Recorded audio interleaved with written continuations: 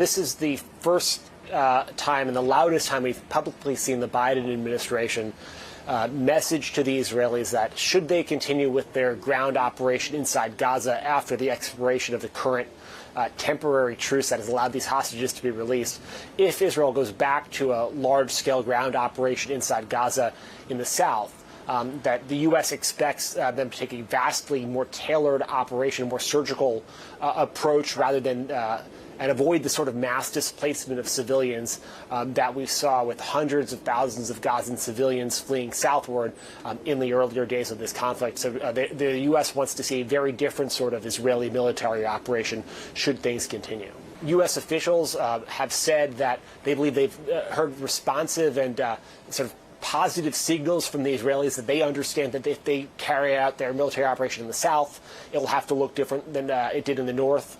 But we have not heard publicly from the Israelis in response to this latest development in the U.S. Public opinion when it comes to